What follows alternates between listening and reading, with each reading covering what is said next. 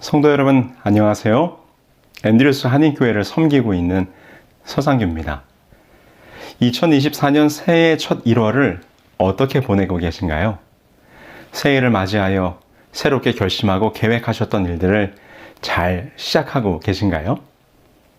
모쪼록 2024년 새해 여러분들의 마음속에 세워진 모든 꿈과 목표를 주님 안에서 이루어가는 멋진 한 해가 되기를 기원합니다. 오늘은 여러분들과 함께 원려 신모와 예언이라는 제목으로 말씀을 나누겠습니다. 그럼 먼저 오늘의 주제 성경절을 함께 보실까요? 또 우리에게 더 확실한 예언이 있어 어두운 데 비추는 등불과 같으니 날이 새어 샛별이 너희 마음에 떠오르기까지 너희가 이것을 주의하는 것이 가하니라. 먼저 알 것은 경의 모든 예언은 사사로이 풀 것이 아니니 예언은 언제든지 사람의 뜻으로 낸 것이 아니요 오직 성령의 감동하심을 받은 사람들이 하나님께 받아 말한 것임이니라. 신년 초가 되면 각 분야의 전문가들이 나와서 새로운 한 해에 우리들의 삶이 어떠할지를 전망하는 말들을 많이 합니다. 경제 전문가들은 투자와 주식, 경제의 흐름을, 외교 전문가들은 국제 정세의 향방을, 그리고 정치 전문가들은 특별히 2024년이 격동의 한 해가 될 것이라고 예측합니다. 올해 많은 선거들이 있기 때문이죠. 한국에서는 총선이 있고 미국에서는 대선이 있기 때문입니다. 이렇게 거창한 정치, 경제, 사회 문제가 아니더라도 우리는 아침에 일어나면 오늘 날씨가 어떠할지를 확인합니다.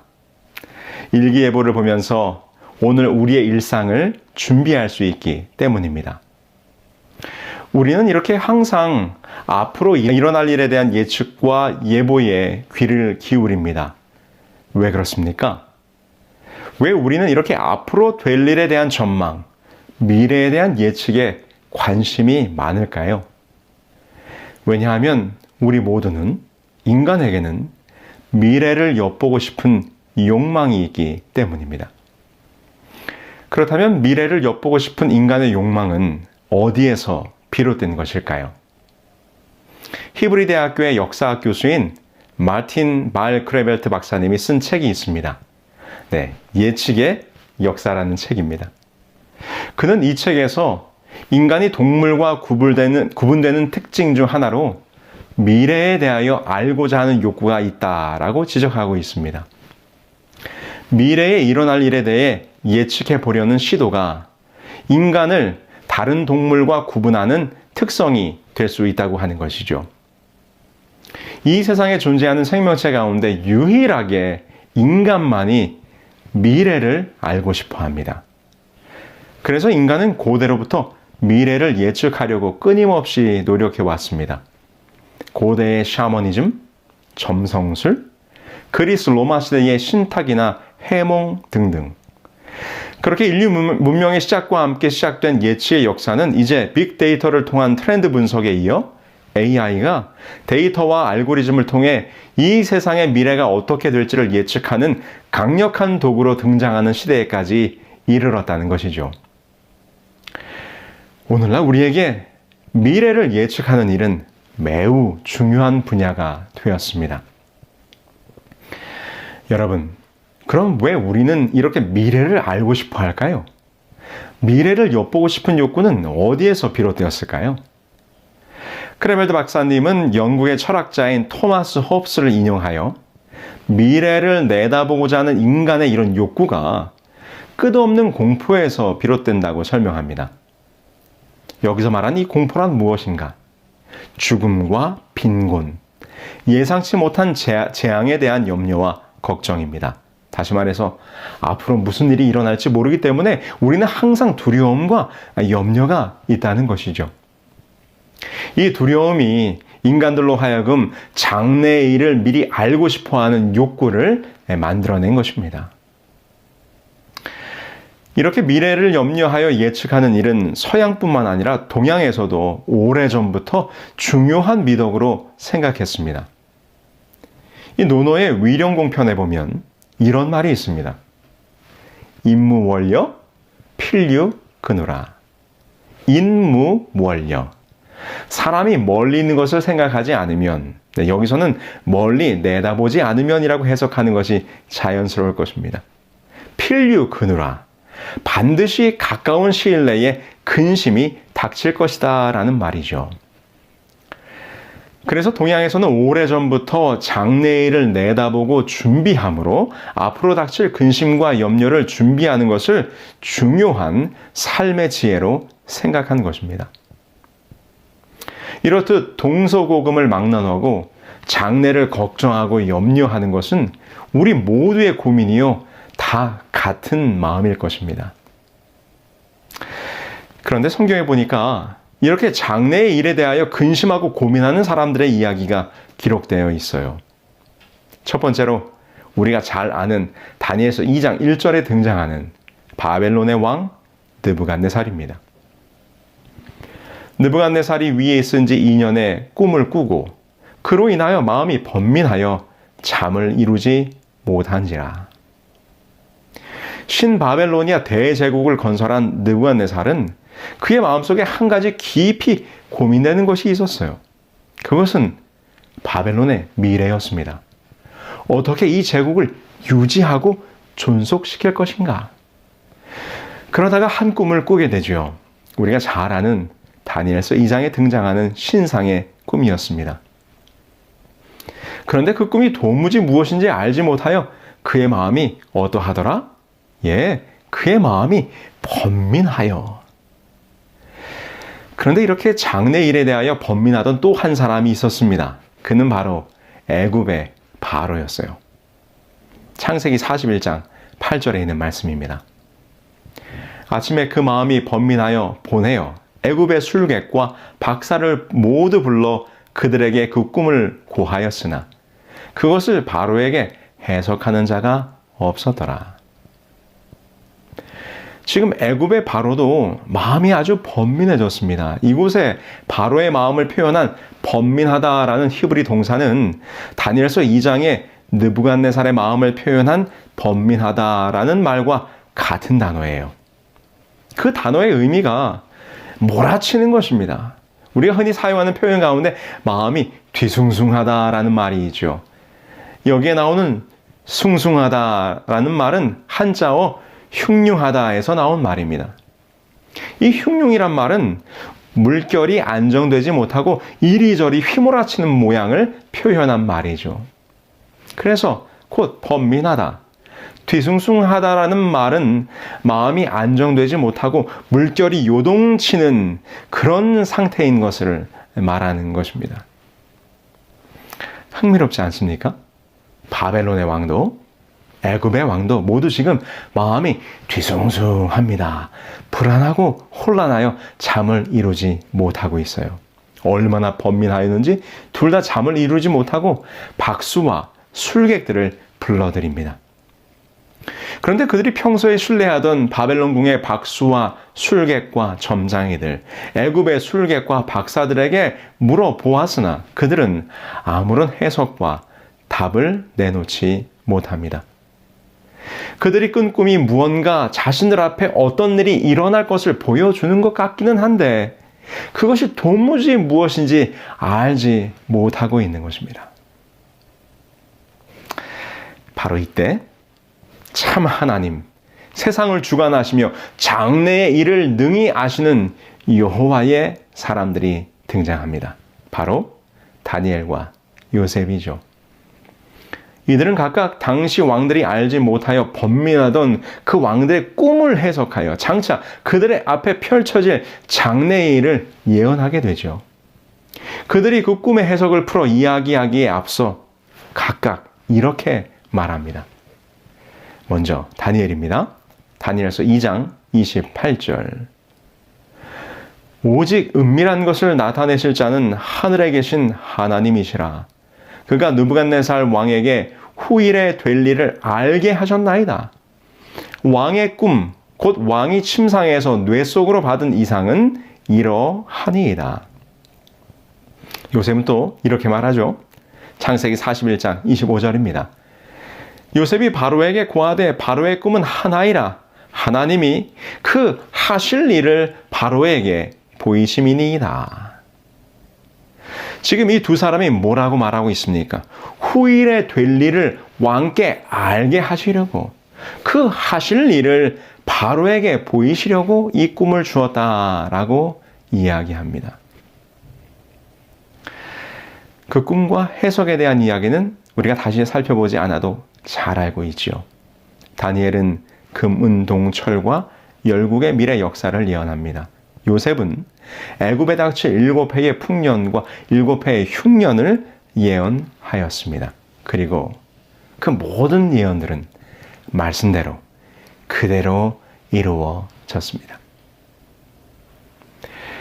여러분들은 근심과 걱정이 있어서 잠을 이루지 못한 적이 있으신가요? 마음에 근심이 있으면 잠을 이루지 못하죠. 어떻게 될까? 무슨 일이 벌어질까?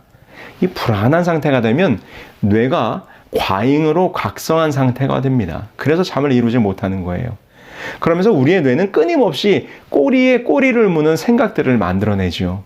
하나의 걱정에서 시작된 무수한 생각들은 점점 더 큰 근심과 걱정으로 우리의 마음을 번민하게 만듭니다. 30년 넘게 불안장애 치료를 전문으로 해오신 심리학자 데이비드 카보넬이라는 분이 쓰신 이 걱정에 관한 책이 있습니다. 바로 이 책인데요. 나는 왜 걱정이 많을까라는 책입니다. 근데 이 책에 보면 이렇게 끊임없이 걱정의 생각들이 이어지는 것은 뇌가 걱정을 만들어내는 것이라고 합니다. 그래서 이것을 이분은 이 책에서 걱정의 속임수, worry trick이라고 표현을 하더라고요. 그런데 이렇게 우리의 뇌가 계속해서 꼬리에 꼬리를 물고 걱정을 만들어내는 이유는 우리들의 마음속에 미래를 확신하고 싶은 욕구가 있기 때문에 이렇게 많은 걱정들을 만들어낸다는 것입니다. 이렇게 되면 좋은데, 아니야, 이렇게 돼야 될 텐데, 그렇게 되면 안 되지, 어떡하지? 생각하면 할수록 불안한 것입니다. 마음이 복잡해지는 것이죠. 여러분 혹시 2024년 새로운 한 해를 시작하면서 느부갓네살과 바로처럼 우리의 불확실한 미래 때문에 마음이 번민하고 있지는 않으십니까? 모든 것이 어두운 안개 속에 있는 것 같지요. 주변의 상황들이 내가 원하고 기대하던 대로 이루어지질 않아요. 내 생각에는 내 삶의 다음 스텝들이 이렇게 되고 이렇게 되고 이렇게 되어야 좋은데 항상 우리의 기대와는 다른 상황들이 펼쳐지죠. 기대했던 상황, 기대했던 사람, 기대했던 조건, 기대했던 타이밍, 이렇게 되어야 하는데 어떠한 일이 어떻게 내 앞에 펼쳐질지 모르니 더욱 오늘 우리는 느부갓네살이나 바로처럼 마음이 번민한 것입니다. 우리들의 마음 또한 뒤숭숭한 것이죠. 그러나 여러분, 우리 그리스도인들은 세상의 사람들과는 달라야 합니다. 왜냐하면 우리에게는 장래의 일을 분명하게 보여주신 예언의 말씀이 있기 때문입니다. 그리고 그 장래의 일을 주관하시는 하나님을 우리가 우리의 아버지로 섬기고 있기 때문입니다. 느부갓네살과 바로는 그런 여호와를 아직 알지 못했기 때문에 그들의 마음이 번민했었던 것이죠. 그래서 다니엘과 요셉이 이 미래를 보여주시는 여호와 하나님을 그들 앞에 소개하고 있지 않습니까? 왕이 침상에 나아가서 장래일을 생각하실 때에 은밀한 것을 나타내시는 이가 장래일을 왕에게 알게 하셨사오며 내게 이 은밀한 것을 나타내심은 내 지혜가 다른 인생보다 나은 것이 아니라 오직 그 해석을 왕에게 알려서 왕의 마음으로 생각하던 것을 왕으로 알게 하려 하심이니이다. 요셉은 이렇게 말합니다. 요셉이 바로에게 대답하여 가로되 이는 내게 있는 것이 아니라 하나님이 바로에게 평안한 대답을 하시리이다. 은밀한 것을 나타내시느니 곧 여호와 하나님이 이 모든 것, 이 장래에 될 일을 왕께 보여주시는 것이라. 성도 여러분, 우리는 번민하지 말아야 할 것입니다. 여러분, 두려워하지 마시고 근심하고 염려하지 않게 되길 바랍니다. 우리의 하나님은, 여러분이 섬기고 믿는 여러분의 하나님은 장래의 일을 아시는 분이십니다. 그리고 하나님께서 자신에 대하여 이렇게 선포하셨습니다. 이스라엘의 왕인 여호와, 이스라엘의 구원자인 만군의 여호와가 이같이 말하노라. 나는 처음이요 나는 마지막이라. 나 외에 다른 신이 없느니라. 내가 영원한 백성을 세운 이후로 나처럼 외치며 알리며 나에게 설명할 자가 누구냐? 있거든 될 일과 장차 올 일을 그들에게 알릴지어다. 우리가 믿는 여호와가 처음이요 마지막이라. 될 일과 장차 올 일을 아시는 분이라고 성경이 선포하고 있지 않습니까? 하나님께서 이미 이 모든 일을 알고 계시는데 우리가 염려할 일이 무엇이 있겠습니까? 장래의 일을 아시며 그 장차 올 일을 분명히 이루시는 분이 우리가 믿는 여호와이심을 성경이 분명히 증거하고 있지 않습니까? 서두에 이야기한 이 예측의 역사라는 책에 보면 지롤라모 까르다노라는 사람이 언급되어 있어요.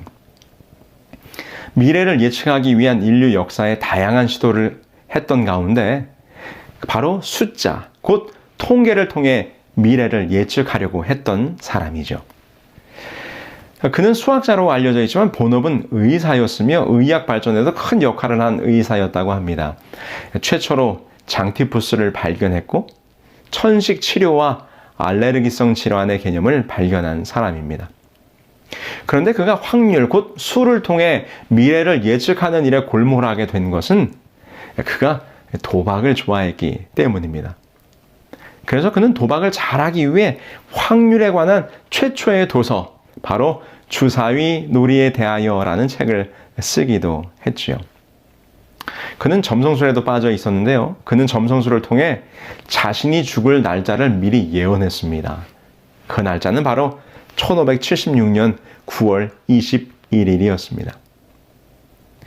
그는 자신의 예언이 맞다는 것을 증명하기 위해서 예언한 죽음의 날짜가 다가오자 일부러 곡기를 끊어 그날의 죽음을 맞이하게 됩니다. 자신의 엉터리 같은 예언이 맞다는 것을 증명하기 위해 스스로 자살을 한 것이죠. 참으로 황당하지 않습니까? 그러나 성도 여러분, 성경의 예언은 이런 괴짜 수학자의 광기 어린 예언과는 다른 것입니다. 하나님의 예언은 분명한 하나님의 약속입니다. 성경 예언 백과사전에 따르면 구약에는 1239건, 신약에는 578건의 예언들이 등장하여 총 1817건의 예언적인 메시지들이 8351절에 걸쳐 기록되어 있다고 정리하고 있어요. 이것은 전체 성경이 31,124절이니까요. 성경의 3분의 1이 예언이라는 것을 의미하는 것입니다. 우리 인생의 지침서인 성경에 이처럼 많은 부분이 예언으로 이루어진 데에는 하나님의 뜻이 분명히 있습니다. 분명히 하나님께서는 어떤 방법으로든 예언이 우리의 삶에 영향을 미치도록 의도하셨습니다. 그것이 무엇일까요? 그것은 바로 우리로 그 예언을 미리 알게 하시어 이 모든 일을 주관하시는 분이 하나님이심을 우리로 깨닫게 하기 위함입니다. 여러분, 그 예언의 말씀을 들었음에도 깨닫지 못하던 느부갓네살을 교훈하시기 위하여 그를 7년 동안 짐승의 마음으로 살게 하시도록 하실 때 하나님께서 그 느부갓네살에게 이렇게 말씀하셨어요. 이는 순찰자들의 명령대로요 거룩한 자들의 말대로니 곧 인생으로 지극히 높으신 자가 인간 나라를 다스리시며 자기의 뜻대로 그것을 누구에게든지 주시며 또 지극히 천한 자로 그 위에 세우시는 줄을 알게 하려 함이니라 하였느니라. 성도 여러분, 걱정하지 마세요. 근심하지 마세요. 그리고 여러분의 미래로 인하여 불안해하지 마시기 바랍니다. 미래를 정확히 아시며 그 모든 것을 주관하시는 분이 바로 우리의 아버지 여호와 하나님이십니다. 우리의 하나님이 장래일을 아시며 또한 주관하시는 분이시라는 믿음으로 이 새해를 힘차게 시작하시는 저와 여러분들이 되기를 소망합니다. 오늘 설교의 제목이 이 원려신모와 예언이잖아요. 오늘 서두의 이 노노의 가르침, 임무, 원려, 필류, 근우, 멀리 내다보지 않으면 반드시 근심하게 된다라는 말이 우리나라 조선 왕조실록에는 이 원려신모라는 말로 표현이 되었습니다. 이 말이 이 조선 왕조실록에 여러 차례 기록되어 있는데요. 그 의미는 미래를 내다보고 깊이 준비하라는 그런 뜻입니다. 새로운 한 해를 시작하는 시점에 아주 어울리는 말이죠. 그렇다면 오늘 우리는 이 새해를 시작하는 이 1월에 어떻게 멀리 내다보고 깊이 있게 준비할 수 있겠습니까? 그것은 성경을 펼쳐 분명히 성취되고 이루어질 예언의 말씀을 우리들의 마음속 깊이 새겨야 하는 것입니다. 또 우리에게 더 확실한 예언이 있어. 어두운 데 비추는 등불과 같으니 날이 새어 샛별이 너희 마음에 떠오르기까지 너희가 이것을 주의하는 것이 가니라. 2024년은 우리 모든 성도들이 다시금 우리의 미래가 분명히 예언되어 있는 하나님의 말씀 위에 든든히 서심으로 이 베드로의 권면처럼 어두운 세상에서 우리를 인도하는 등불, 예언의 말씀인 성경으로 앞길을 환하게 비추시기를 바라며 오늘 준비된 말씀을 마치겠습니다.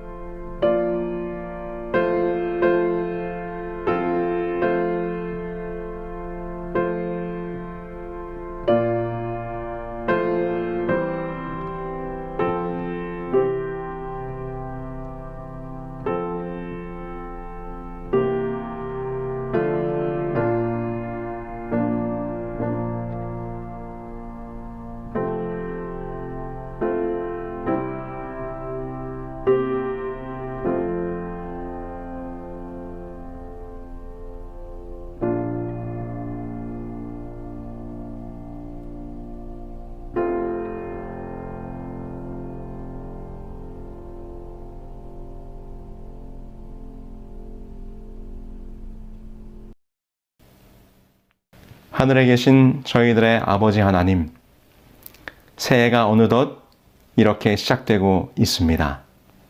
혹 저희들의 마음속에 알 수 없는 불안과 두려움으로 알 수 없는 장래의 일로 인하여 근심하고 혹 번민하는 성도들이 있습니까?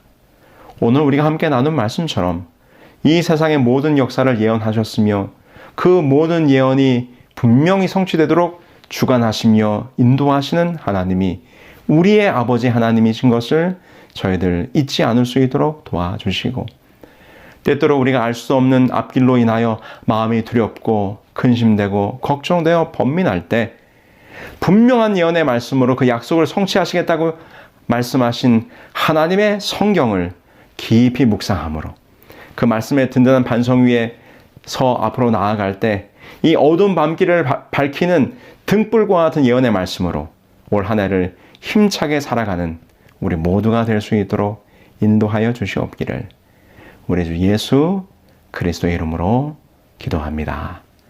아멘.